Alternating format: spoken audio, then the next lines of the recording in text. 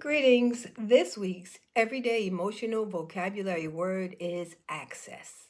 Have you ever known what you wanted to say until the moment got tense? Or felt clear about a next step until pressure made everything feel harder to reach? That's the space that we're looking at this week. This month, we've been looking at mental health as more than the absence of struggle. We began with inner room, the space within you where something can be noticed without being fixed, judged, explained, or pushed away. And then we looked at pause, where the breath comes back before the story takes over. Then came contact, the ability to stay close to what you feel without letting the feeling become your whole truth. And this week, we complete the month with access. Most of us recognize access first by the feeling of not having it. You walk into a conversation with a clear thought, and then the tone shifts. Someone asks a question that you weren't expecting, and suddenly, the thing you knew how to say perfectly is nowhere to be found. Just gone. It packed its bags and left without leaving a note. Or maybe you just sit down to make a decision, and at first, the next step seems simple enough. Then pressure enters, and now everything feels urgent. One option feels risky, another feels wrong. That email you planned to answer in 2 sentences somehow turned into a courtroom drama in your head with evidence and witnesses and closing arguments.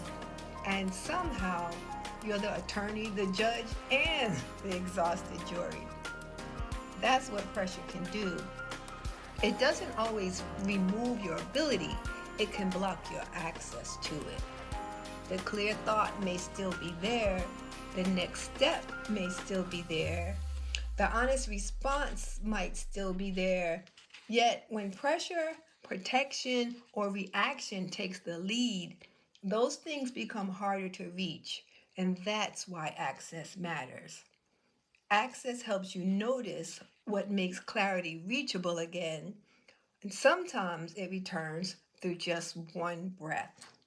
Other times it returns when you stop trying to answer too quickly or pushing too hard.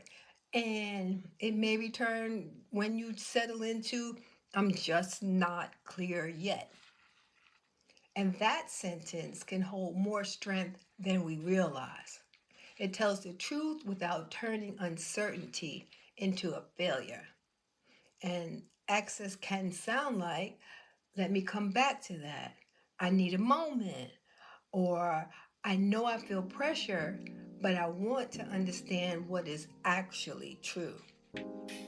Or it's the knowing that I can respond without rushing, or I don't have to turn this one moment into the whole future. These are small self-statements, but they can change the direction of a moment. Because when access returns, you can move from signal instead of pressure. You'll still have that hard decision to make, and you may still have a real conversation that needs to be had. But the loudest part of the moment no longer chooses the next step. Access also works closely with regulation. Regulation steadies the system, and access shows what that steadiness makes reachable. When your body has more room, clarity can return. When the rush settles, choice can return. And when the story softens, signal can return. And when signal returns, action doesn't require any more force. So this week, notice where access goes missing. When do you lose access to your words? When do you lose access to patience? Or when do you lose access to your own timing? Or even ask, when do you lose access to the next honest step? And when you notice it, try asking this. what is leading right now? Is it signal or interference? And then ask, what helps me regain access? That might be a pause, stepping away for a moment, naming the feeling without letting it run the whole show, or just admitting I'm not clear.